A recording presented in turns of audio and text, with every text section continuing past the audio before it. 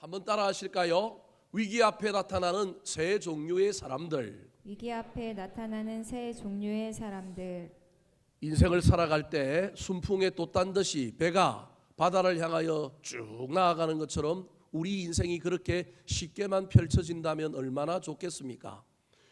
위기가 없는 인생은 없습니다. 지난 상반기를 되돌아볼 때 어떤 사람은 순풍에 돛단 듯이 그냥 그렇게 지내온 사람도 있겠지만, 많은 사람들이 상반기 속에서도 위기와 실패와 고난을 만났던 흔적들을 다 가지고 있습니다. 이 말은 하반기에도 여전히 우리에게 위기가 나타나고 고난과 어려움이 있을 것이라는 말입니다.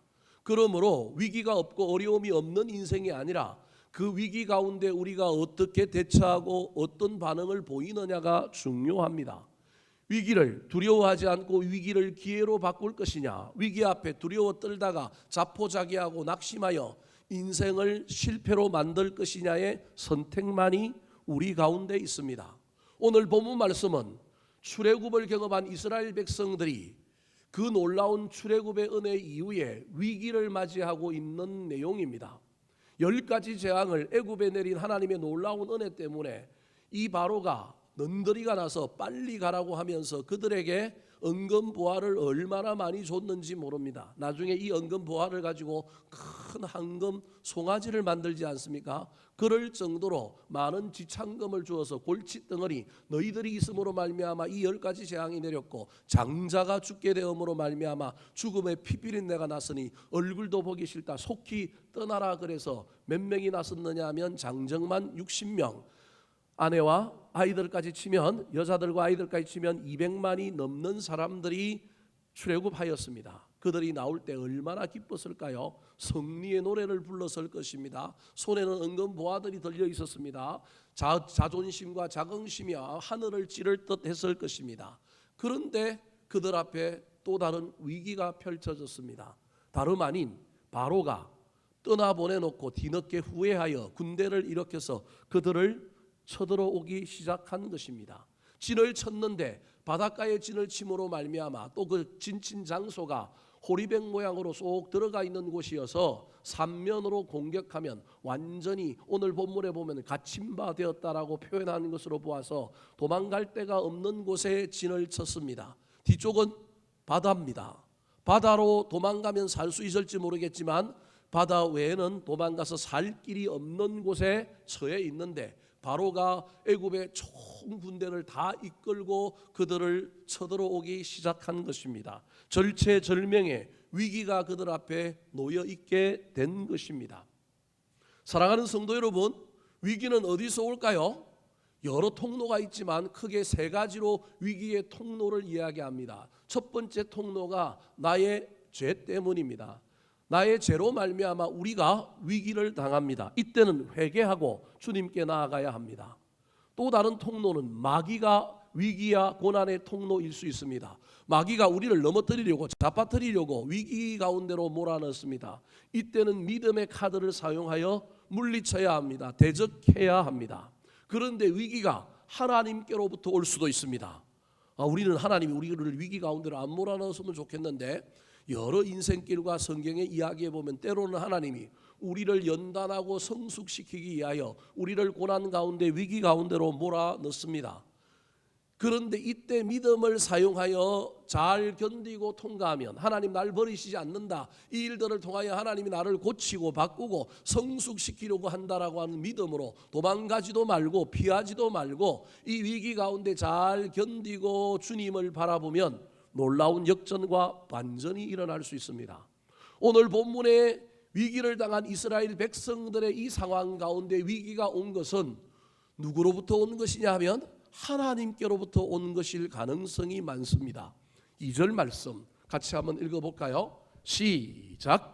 이스라엘 자손에게 명령하여 돌이켜 바다와 믹돌 사이에 비하이롯 앞 곧 바알스본 맞은편 바닷가에 장막을 치게 하라. 이들이 지금 진을 친 곳은 이들이 원해서 친 곳이 아니라 1절에 보니까 하나님이 모세에게 명령하였고, 그 명령을 받은 모세가 지금 2절에서는 이스라엘 자손에게 명령을 합니다.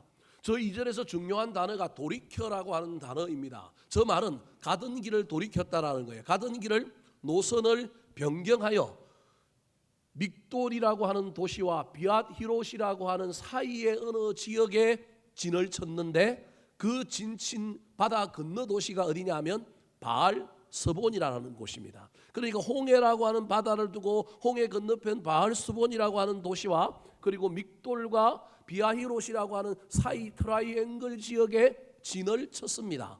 제가 보기엔 이 진을 친 지역이 아마도 우리로 치면 모래사장, 해수욕장이었을 가능성이 많습니다. 그림을 한번 보여주실까요? 자, 저기에 보면 이스라엘 백성들이 가나안 땅을 가려면 길이 세 가지가 있는데 1번이 해안길입니다. 가장 빨리 갈 수 있는 길입니다. 2번이 왕의 대로입니다. 왕들이 북쪽과 남쪽에 저 시리아의 세력과 저 이집트의 세력이 늘 전쟁하는데 자기 나라에서 안 하고 여기 와서 전쟁했습니다. 그래서 이 대로를 왕의 대로라고 불렀습니다. 나머지 길이 세 번째 길인데 이 길은 잘 가지 않는 길인데 하나님이 갑자기 저 1번 길로 가던 이스라엘 백성들을 돌이켜서 3번 길을 가게 하려고 왔는데 그것도 3번 길 가려면 2번 쪽으로 가다가 3번으로 가야 되는데 갑자기 하나님께서 구름 기둥과 불 기둥을 인도하셔서 이들을 생뚱맞게도 어디에 위치하게 만들었느냐 하면 바닷가 모래사장에 위치하게 만든 거예요. 여러분 이스라엘 백성들이 60만 명이요 가족 전체를 하면 200만이 넘었습니다. 제가 군대를 다닐 때 우리나라 군인 수가 얼마라고 그랬냐면 60만 명이라고 해서 60만 대군이라고 불렀습니다. 지금은 아마 한 44만, 42만 정도 되는 것 같아요. 60만 대군이라고 그랬습니다. 그 군대가 전국으로 다 흩어져 있어요. 그런데 그 군대를 국군의 날 행사한다고 만약에 전부 다 여의도에 다 모았다가 생각해봐요. 60만 명. 얼마나 많을까요? 근데 그 많은 사람들이 진을 치려면 도시가 아니라 노지에 빈들에 평지에 진을 쳐야 되는데 여러분 오늘 본문에 보면 바닷가에 진을 쳤다. 그 말은 하얀 모래 백사장에 200만 규모의 사람들이 다 뭐를 하고 있는 거예요? 진을 치고 있는 거예요. 왜 하나님께서는 이들을 홍해로 굳이 인도하셔서 이런 위기 가운데로 몰아넣으셨을까요? 그냥 순적하게 꽃길만 긋게 만들면 되지 않겠습니까? 위기의 직접적인 원인은 하나님인데 하나님이 이렇게 하신 이유는 여러분 오늘 본문 4절에 보면 이 이야기를 통하여 내가 여호와인 줄 알리라. 하나님이 여호와라고 하는 것을 알려주려고 백성들이 하나님을 더 믿게 하려고 그들의 믿음을 시험하고 있는 겁니다. 기적이 펼쳐지고 꽃길만 펼쳐지면 믿는 것이 아니라 고난의 강약길에서도 너희들이 나를 믿느냐, 위기 가운데서도 나를 믿느냐 살펴보려고 하는 겁니다. 더 나아가서 애굽의 줄이 여전히 이 줄이 끊어지지 않고 있는데 그들이 애굽에서 오랫동안 살다가 왔으니 나중에 애굽으로 돌아갈까 봐 애굽의 줄을 완전히 끊어버리려고 애굽 군대가 추격하게 만들고 훗날 이들이 홍해에서 수장되게 만드는 일들을 통하여 뒤로 돌아보지 마라. 애굽은 쳐다보지도 마라. 믿음의 사람들은 앞으로 뭐 하는 거다? 전진하는 거다. 그리고 너희들이 인생길 가운데 수많은 어려움들을 당할 때 그 어려움 속에서 솟아날 구멍이 없을 때 이리 쳐다봐도 저리 쳐다봐도 아무 도움을 받을 길이 없을 때 이 홍해의 사건을 기억해라. 삼면으로 갇히고 뒤에는 바다라서 바다에 가도 죽고 그 다음에 군대가 쫓아오니 삼면에서 바로의 군대가 공격하면 죽을 수밖에 없는 그런 상황 속에서 하나님은 어떤 분이냐 하면 도무지 살 길이 보이지 않는 곳에서도 우리 하나님은 길을 만드신 분이다. 길이 없는 곳에서도 길을 만드시는 분이다. 그런 위대한 하나님을 믿고 따라오라라고 하는 의미로 우리 하나님께서는 의도적으로 그들의 믿음을 성장시키고 성숙시키기 위하여 그들을 홍해로 인도하시고 쫓아오는 바로의 군대는 수장시키시고 그들은 바다가 갈라져서 그 바다를 마른 땅으로 걸어가게 해주시는 놀라운 이야기를 펼쳐주시는 겁니다. 사랑하는 성도 여러분, 위기가 없을 수는 없습니다. 위기 가운데 저와 여러분이 믿음의 사람들이 되었으면 좋겠습니다. 특별히 오늘 본문에는 이 위기 가운데 세 종류의 사람들이 등장합니다. 이 세 종류의 사람들은 각각의 사람일 수도 있지만 내 안에 있는 나의 모습일 수도 있습니다. 이 사람들의 이야기를 통하여 이들이 어떤 태도를 보였는지를 살펴볼 때 은혜 받고 우리는 그들의 이야기를 반면교사 또는 정면교사로 삼아서 위기가 우리 앞을 가로막을지라도 그 위기 가운데 믿음 사용함으로 말미암아 마침내 길을 내어주시고 역전과 반전을 행하여 주시는 하나님의 놀라운 은혜를 경험하는 저와 여러분이 되기를 예수님의 이름으로 축원합니다. 자, 그렇다면 위기 앞에 등장하는 세 종류의 사람들은 누구일까요? 그들에게서 배워야 할 위기 돌파의 지혜는 무엇일까요? 첫 번째입니다. 따라하시겠습니다. 욕심을 내려놓지 못한 사람. 욕심을 내려놓지 못한 사람. 첫 번째 주인공은 바로입니다. 하나님이 이스라엘 백성들을 모래사장 해변가에 진을 치게 만들어도 위기가 되려면 누가 쫓아와야 되느냐 하면 바로가 쫓아와야만이 위기가 시작됩니다. 그러므로 위기의 최초의 시작은 누구로부터 시작되었느냐 하면 바로로부터 시작되었습니다. 바로는 이스라엘 백성들이 출애굽하고 난 다음에 그들이 빠진 자리를 대체해야 될 국정의 과제가 있었습니다. 이스라엘 백성들을 노예로 삼아서 전 나라의 노동력으로 썼는데 10가지 재앙으로 융단 폭격을 받은 바로가 그들에게 진절머리가 나서 그들을 내보내는 바람에 그들이 일했던 일자리를 대신할 사람들이 필요했습니다. 그 자리를 누구로 채워야 되느냐 하면 자기 백성들, 즉 자기 자유민인 애굽 사람들로 채워야 합니다. 그러면요, 고된 노동을 일반 자유인이 시민이 해야 되는데 옛날에는 노예가 했던 일들을 국민이 해야 되는 일들이 펼쳐집니다. 이러면 국민들이 들고 일어납니다. 이러면 여론이 나빠집니다. 이런 상황 가운데 고뇌하고 이런 어려움 가운데 여론이 들끓고 국가 경제는 돌아가고 있지 않는 상황 속에서 여러분 척후병들 앞에 일찍 보냈던 사람들이 가서 보고를 했는데 그 보고의 내용이 뭐냐 하면 이스라엘 백성들이 이상한 곳에 진을 쳤다. 4절에 보면 그들이 갇힌 바 되었다라고 보고를 합니다.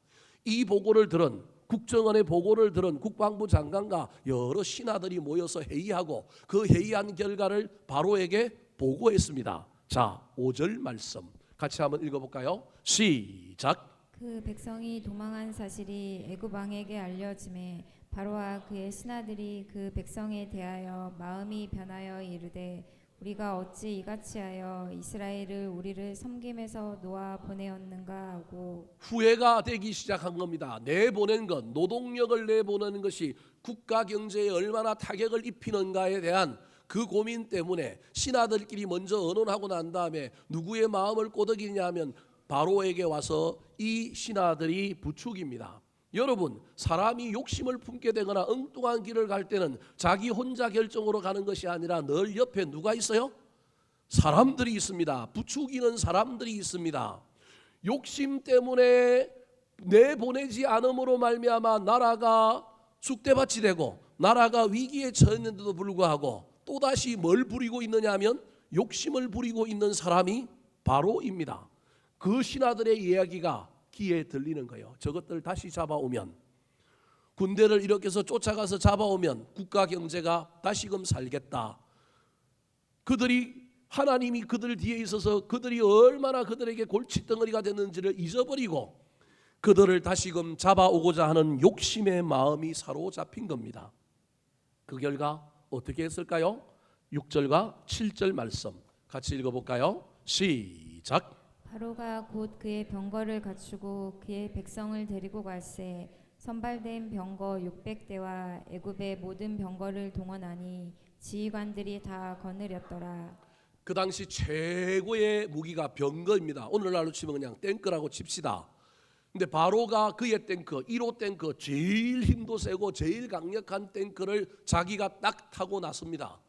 그리고 난 다음에 선발된 병거 600대로 자기를 호위하게 만듭니다. 뿐만 아니라 애굽에 있는 모든 병거를 다 차출하여 세상에 있는 그 당시 자기 나라에 있는 모든 전 군대를 다 동원하여 지휘관들이 다 거느리고 국가의 총력을 동원하여 이 이스라엘 백성들 출애굽하여 바닷가에 진치고 있는 이 백성들을 추격하려고 갑니다. 여기에 6절에 보면 자기 백성들을 데리고 갈 때는 뭐라고 표현하고 있냐면 그의 백성이라고 표현했습니다. 앞에 화면을 한번 보여주실까요? 앞쪽으로 한 장만 넘겨주십시오. 예. 여기에는 도망간 이스라엘 백성들, 출애굽한 이스라엘 백성들을 표현할 때는 뭐라고 얘기하느냐 하면 그 백성들이라고 표현합니다. 얼마나 차별을 했는지, 얼마나 이스라엘 백성들을 노예처럼 취급했는지를 은연중에 보여주고 있는 언어 선택입니다. 이스라엘 백성들은 그 백성이고요. 다시 넘겨주면 6절과 7절에 자기와 함께 군대가 되어 추격하는 애굽의 백성들은 그의 백성입니다. 욕심이 가득하여 이 욕심을 가지고 지금 다시금 이스라엘 백성들을 추격하려고 합니다. 훗날 이들은 전부 홍해 바닷가에 어떻게 됐습니까? 수장당하게 되었습니다. 훗날 이 애굽은 저 안쪽에 있는 왕조와 상애굽과 하애굽이라고 표현하는데 이들이 번갈아 가면서 애굽을 다스렸습니다. 우리로 치면 고구려 신라 백제가 있는 것처럼 이게 막 하나가 통일하고 막 하나가 더 센 것처럼 이때 이 애굽의 왕조는 여러분 상애굽이었는데 이 상애굽은 누구를 모르는 왕들이었냐면 요셉을 모르는 왕들이었는데 이때 다 전멸함으로 이 상애굽이 망하고 하애굽이 들어와서 다시금 애굽을 재건하는 이야기가 펼쳐집니다. 여하튼 욕심 때문에 왕조가 뭐 해버렸다고요? 망해버렸다. 사랑하는 성도 여러분, 상반기에 저와 여러분의 위기와 실패 가운데 원인이 무엇이었는지를 잘 깨달아야 합니다. 원인 분석이 안 되면 하반기에도 인간은 똑같이 행동함으로 똑같은 결과를 누릴 수밖에 없습니다. 실패의 원인이 뭐였는가, 무엇이 부족했는가 깨닫고 고치지 않으면 큰일 납니다. 바로가 첫 번째 재앙이 일어났을 때 그냥 보냈으면 아무런 문제 없을 텐데 욕심 때문에 보내지 아니하여 큰 타격을 입어서 나라가 거의 망할 지경이었는데 그게 바로의 인생의 전반기였다고 한다면 그가 전반기에 실패한 이유를 욕심 때문이었다라고 하는 걸 깨달았다고 한다면 하반기에 욕심 부리지 말아야 하는데 하반기에도 똑같은 욕심을 부립니다. 저 멀리 도망가서 멀리 진치고 있는 이스라엘 백성들을 자기 것으로 삼아야 되겠다라고 하는 그 욕심 때문에 이번에는 여러분 나라가 흔들리는 정도가 아니라 왕조가 어떻게 해버려요? 멸망하고 망해버리는 엄청난 일들이 펼쳐지게 된 것입니다. 사랑하는 성도 여러분, 하반기를 시작하여 달려갈 때 상반기에 우리의 실패 속에서 반면교사를 삼으시기 바랍니다. 특별히 저와 여러분의 어떤 인생 가운데 욕심이 날 때 그 욕심을 잘 제어할 수 있어야 합니다. 누군가가 부추기더라도 그 부추김에 넘어가지 마시기 바랍니다. 특별히 남의 위기를 통하여 그 위기에서 내 욕심을 채우려고 남을 피눈물 나게 하는 일을 하지 마시기 바랍니다. 욕심 난다고 뺏어오고 욕심 난다고 착취하면 큰일 납니다. 우리는 도리어 도와주고 도리어 그들을 잘 섬기면 쓰리 쿠션으로 누가 우리를 채워주십니까? 하나님이 우리를 도우시고 채우십니다. 이게 믿음입니다. 세상 사람들은 이 식을 믿지 않습니다. 빨리 가야 하고요, 더 많이 소유해야 되고요, 남을 밟고 이겼어야 되고요, 남이 위기를 당할 때 나는 기회다라고 여기고 남의 것을 내가 가지려고 하는 것이 이 세상의 식입니다. 그런데 우리는 그러면 안 됩니다. 가질 수 있더라도 다시 한 번 더 욕심을 내려놓고 주님께 물으시기 바랍니다. 정말로 그것이 내 것이라고 한다면, 정말 그것이 내 것이 될 것이라고 한다면 하나님이 시간 속에서 하나님이 사람들을 통하여 점점 그것이 내게로 오게 만드실 것입니다. 욕심 부리지 않음으로 말미암아 저와 여러분의 하반기의 인생이 실패로 끝나는 것이 아니라 하나님의 은혜와 도움을 입는 아름다운 인생들이 되기를 예수님의 이름으로 축원합니다. 두 번째, 오늘 본문의 위기 가운데 나타나는 사람은 누구일까요? 따라 하시겠습니다. 기도하고도 원망하는 사람. 기도하고도 원망하는 사람. 첫 번째 주인공이 바로라고 한다면 두 번째 주인공은 이스라엘 백성들입니다. 이스라엘 백성들은 10가지 재앙을 들었거나 눈으로 본 사람들입니다. 우리 하나님이 얼마나 위대하신 분인지 그들은 목도하고 경험했습니다. 그래서 여러분, 오랫동안 살았던 자기들의 고향과 다름없는 애굽을 벗어나서 약속의 땅을 향하여 하나님의 인도하심을 따라 갈 수 있었습니다. 그들이 이렇게 은혜를 겪고 이렇게 출발했으면 남은 인생이 꽃길만 펼쳐져야 하지 않겠습니까? 그런데 우리 인생도 마찬가지로 은혜를 경험하고 예수를 믿어도 꽃길만 펼쳐지는 것이 아니라 반드시 우리 앞에 무엇이 있을 수도 있느냐 하면 고난과 위기가 있을 수 있습니다. 오늘 이스라엘 백성들에게 이 위기가 찾아왔습니다. 바로가 군대를 총동원하여 쫓아온 겁니다. 그들의 눈에 바로의 군대가 막 먼지를 일으키며 달려오는 모습이 보이기 시작했습니다. 이때 이들이 한 행동이 무엇일까요? 10절 말씀 같이 한번 읽어볼까요? 시작. 바로가 가까이 올 때 이스라엘 자손이 눈을 들어 본즉 애굽 사람들이 자기들 뒤에 이른지라 이스라엘 자손이 심히 두려워하여 여호와께 부르짖고. 마지막 단어가 여호와께 뭐 했다고요? 부르짖고 뭐 했다는 말입니까? 기도했단 말입니다. 참 잘한 일입니다. 여러분, 저와 여러분이 인생의 위기를 만나고 어려운 일을 당할 때 그래도 뭐 해야 된다고요? 기도해야 됩니다. 그런데 우리가 살아온 날들을 뒤돌아보면 여러분, 기도가 먼저이지 않을 때가 많았습니다. 사람 찾아다니고요, 돈 찾아다니고요, 내 지혜를 동원하여 내가 머리를 쓰며 이걸 어떻게 대처해야 될까 생각하고 이리저리 궁신거리고 잠을 못 자고 며칠만 뜬 눈으로 새다가 그때 돼서야 뒤늦게 누구한테 찾아와요? 하나님께 찾아옵니다. 여러분, 그래도 찾아온 게 다행입니다. 여러분, 이스라엘 백성들이 참 잘했습니다. 기도하기는 했는데 여러분, 그들이 받은 은혜가 있잖아요. 애굽에서 10가지 재앙을 내리시는 놀라운 하나님의 은혜를 받으면 위기 가운데 누구를 봐야 돼요? 하나님을 봐야 되는데 눈을 들어 뭘 보고 있느냐 하면 상황을 보고 있는 거예요. 눈을 들어 애굽의 군대를 보는 거예요. 인간인 이상 우리는 물리적인 존재, 물리적인 세계 가운데 살고 있기 때문에 우리는 일어나는 현상을 볼 수밖에 없는 존재들입니다. 그럼에도 불구하고 이들이 하나님을 보지 못하고 애굽의 군대를 봄으로 말미암아 심히 마음에 뭐가 들어왔어요? 두려움이 들어왔습니다. 두려움은 기도함으로 뭐 해야 될까요? 쫓아내야 합니다.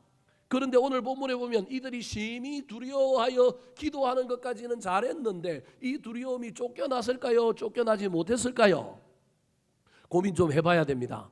이들이 이걸 쫓아내는지 쫓아내지 못했는지는 몇 절에 나오느냐 하면 11절에 나옵니다. 자, 11절 말씀 같이 한번 읽어볼까요? 시작. 그들이 또 모세에게 이르되 애굽에 매장지가 없어서 당신이 우리를 이끌어내어 이 광야에서 죽게 하느냐 어찌하여 당신이 우리를 애굽에서 이끌어내어 우리에게 이같이 하느냐. 한국 사람이나 이스라엘 사람들이나 수틀리거나 고난당하면 상대방을 향하여 뭐라고 부른다고요? 당신이. 이게 똑같은 것 같아요.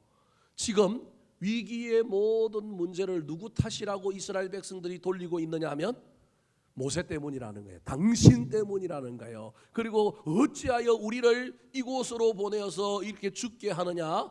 우리 애굽에서 잘 있었는데 왜 이끌어내서 우리에게 이같이 하느냐? 모세한테 원망과 불평을 쏟아놓고 있습니다. 문제는 뭐 하고 난 다음에 이러고 있다고요?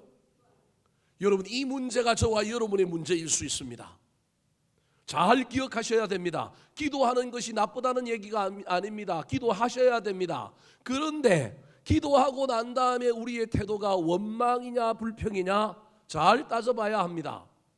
분명히 바로의 군대가 오는 걸 보고 두려움이 우리 가운데 밀려와서 기도한 것까지는 잘했지만 여러분, 이때 기도할 때 저와 여러분이 믿음으로 기도하느냐 조건 반사적으로 기도하느냐가 참 중요합니다. 조건 반사도 안 되어서 기도도 못하는 사람들도 있지만 조건 반사적으로도 위기가 오니까 그냥 부적 의지하는 것처럼 그냥 우리가 가지고 있는 그냥 그런 어떤 형식적인 의미에서 기도하는 것, 그것도 괜찮습니다. 그런데 그때 기도하다가 누굴 만나야 돼요? 하나님을 만나야 돼요. 그래서 기도할 때는 뭐가 중요하냐면 믿음이 중요해요. 기도할 때는 믿음으로 기도해야 된다니까요. 내가 기도하는 걸 들어주실 것이다, 기도하고 나면 해결될 것이다 라고 하는 믿음으로 기도해야 되는 거예요. 그래서 믿음으로 기도했느냐, 믿음으로 기도하고 하나님을 만났느냐 만나지 않았느냐는 기도 후에 그 사람이 보이는 태도를 보면 아는 거예요. 여러분, 이스라엘 백성들은 기도했습니다. 두려움을 몰아냈어야 되는데, 그리고 그 두려움을 몰아내고 나면 원망하는 것이 아니라 도리어 찬양해야 합니다. 도리어 희망을 가져야 됩니다. 도리어 소망을 가져야 됩니다. 기도하고 나면 옆에 두려워 떠는 사람을 뭐 해야 되느냐 하면 위로하고 격려해야 됩니다. 그런데 기도하고 난 다음에 이 백성들이 모세를 향하여 뭐라고 하고 있느냐 하면 원망하고 불평하고 책임을 전가하고 있는 겁니다. 여러분, 이것도 문제인데 여기서 더 나아갑니다. 두 번째 이들이 하고 있는 행동이 무엇이냐 하면 바로 뒤로 가는 태행이라고 하는 겁니다. 이게 심리학적인 용어인데 모든 남자들이 동굴로 들어가고요, 엄마 뱃속으로 들어가려고 문제만 일어나면 다 도망가 버리는 거예요. 꽁이 자기 몸이 드러난 줄은 모르고 머리만 어디에 넣으면 돼요? 나뭇잎 옆에 놓이면 숨었다고 생각하는 거예요. 이게 모든 남자들 중에 간혹 이런 남자들이 사고치고 도망가 버리고 누가 수습해달라고요? 각시가, 아내가 수습해주기를 바라는 남자들, 엄마가 수습해주기를 바라는, 책임질 줄 모르고 도망다니는 사람들이 있어요. 이게 여러분 독립적이지 못하고 능력을 믿음 가운데 키워내지 못한 사람들은요, 반드시 앞으로 가지 않고 어디로 간다고요? 뒤로 갑니다. 자, 12절 말씀 같이 한번 읽어볼까요? 시작. 우리가 애굽에서 당신에게 이른 말이 이것이 아니냐 이르기를 우리를 내버려 두라 우리가 애굽 사람을 섬길 것이라 하지 아니하더냐 애굽 사람을 섬기는 것이 광야에서 죽는 것보다 낫겠노라. 사람인지라 원망하고 불평할 수는 있지만 그 다음에는 그러면 어떡할 것인가를 얘기해야 되잖아요. 앞을 내다보고 미래를 얘기해야 되는데 지금 12절에 나오는 이야기는 옛날에 애굽에서 모세가 이스라엘 백성들의 지도자가 되었을 때 그들이 모세를 거절하면서 우리 애굽에 그대로 있을 테니까 너 나서지 마라, 너 우리 지도자 하지 마라, 그러면서 우리를 뭐라고 얘기했다고요? 내버려 두라라고 했던 과거의 이야기를 떠올리는 거예요. 옛날에 우리 내버려 두라 그랬는데 네가 굳이 나서갖고 10가지 재앙 펼치고 지금 우리를 이렇게 데리고 와가지고 지금 와서 이게 뭐냐? 현재를 이야기해도 지금 시원찮은데 미래를 이야기해야 될 사람들이 무엇을 얘기하고 있느냐 하면 과거를 얘기하는 거예요. 그러면서 뭐라고 얘기하느냐 하면 우리가 누굴 섬길 거라고요? 애굽 사람을 섬길 거다. 애굽 사람 섬기는 것이 강야에서 뭐 하는 것보다 낫다? 죽는 것보다 낫다. 다시 백기 들고 군대한테 나가고 항복하고 우리 다시 애굽 가서 뭐 하겠다고요? 노예 생활 하겠다라고 얘기하는 겁니다. 실컷 출애굽시켜서 광야로 데리고 왔더니 지금 가나안 땅을 바라보고 가야 될 이 사람들이 과거를 이야기하고 있는 거예요.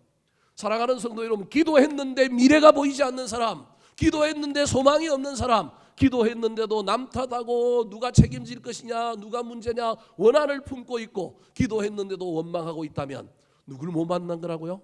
하나님 못 만난 거예요. 기도한 것까지는 잘했는데 여러분, 기도한 것이 중요한 게 아니에요. 기도했다고 내 내공이 높다고, 기도했다고 내가 믿음의 사람인 것 같지만 여러분, 진짜 기도하고 난 다음에 내 태도가 어땠느냐, 내 마음에 풍성함이 생겼느냐, 내 안에 담대함이 생겼느냐, 내 안에 믿음과 우리 주님을 향한 신뢰가 생겼느냐를 살펴봐야 합니다.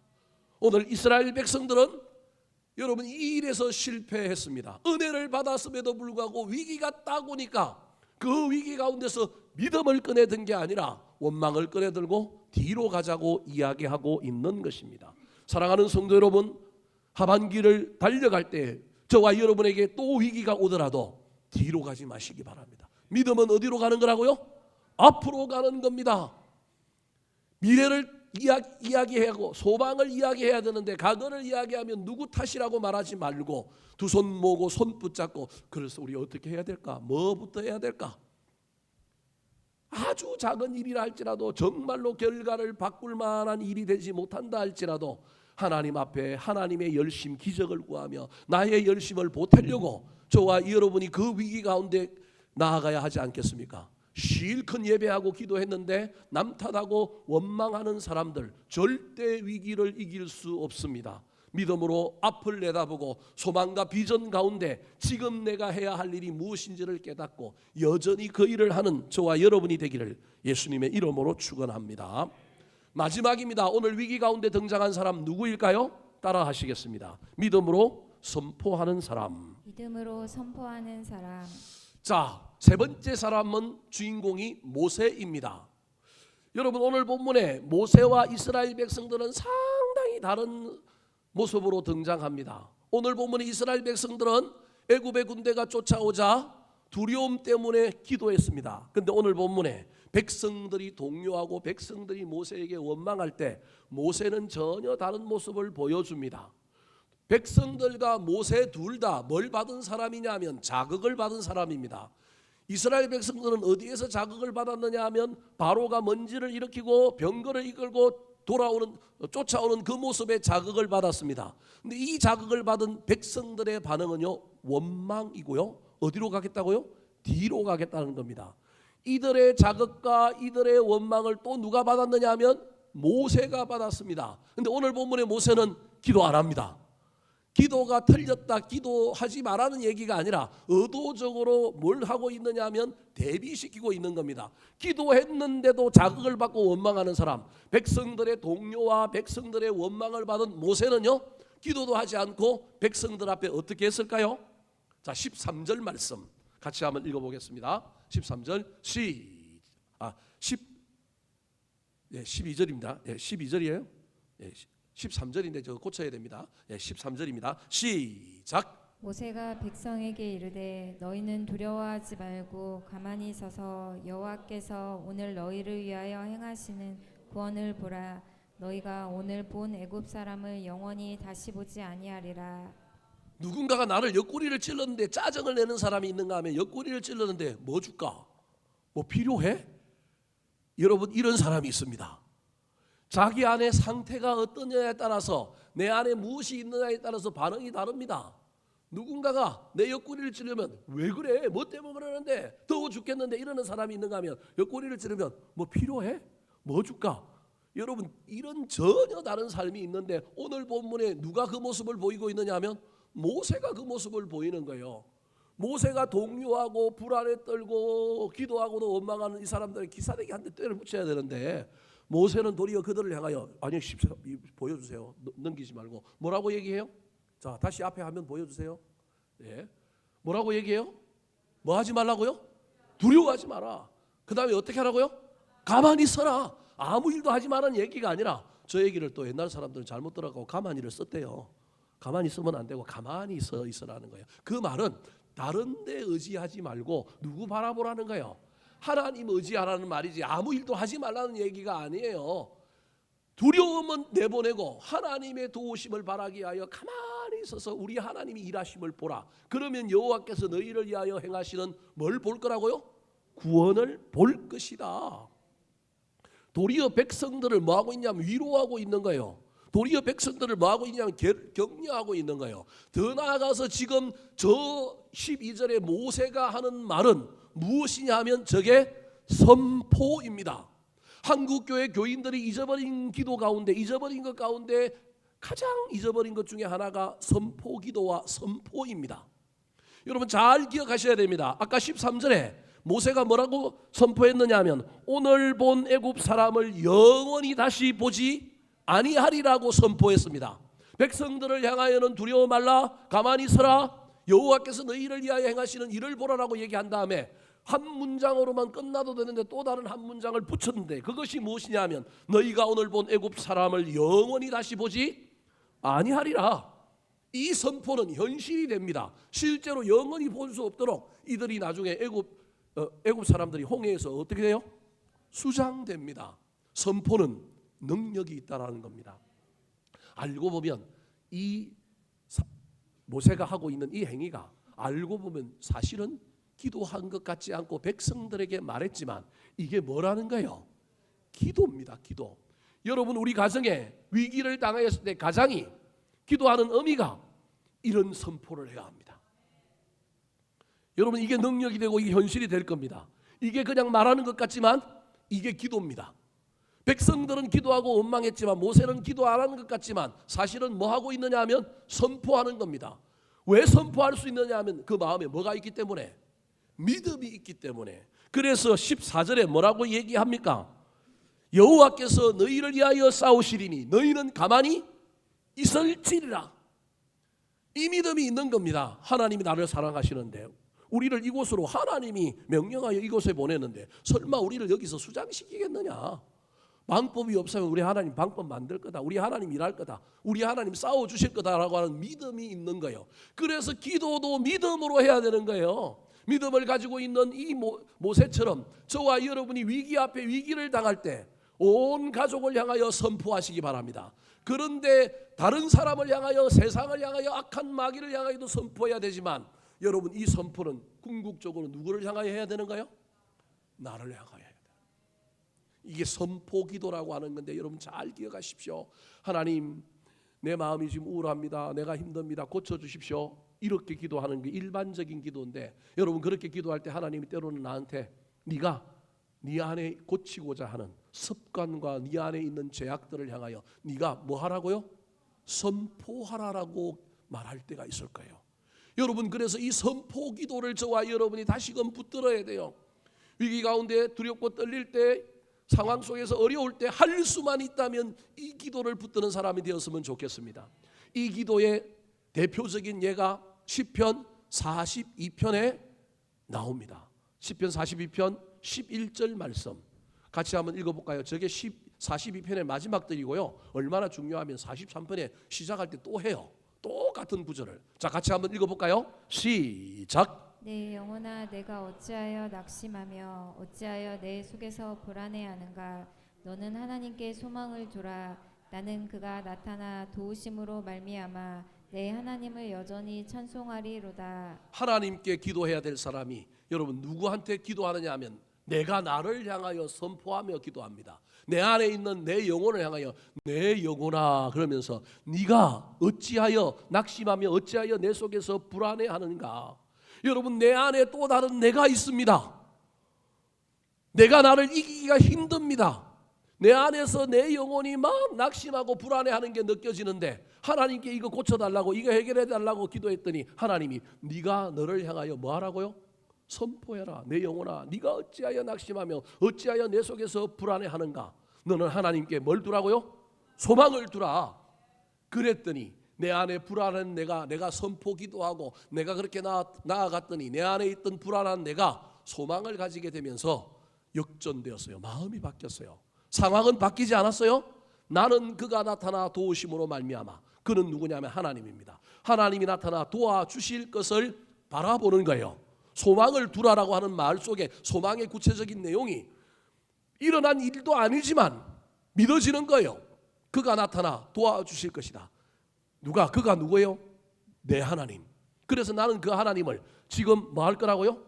여전히 찬송하리로다. 지금 여러분, 제가 어제 지난주 설교와 오늘 설교가 똑같다는 걸 여러분이 아셔야 됩니다.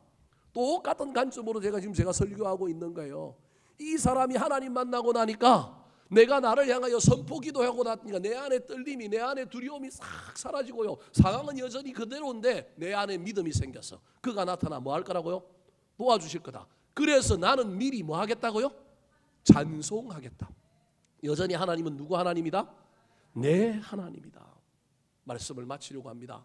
사랑하는 성도 여러분, 상반기에 있었던 저와 여러분의 삶을 잘 살펴보시기 바랍니다. 일어났던 일들은 또 일어납니다. 원인을 잘 분석하여 바꾸고 대비해야 됩니다. 위기 나타났을 때 그 위기 앞에 저와 여러분이 욕심을 부리고 있지는 않는지 살펴보시기 바랍니다. 위기는요, 견디고 당하면 지나갑니다. 넘어갑니다.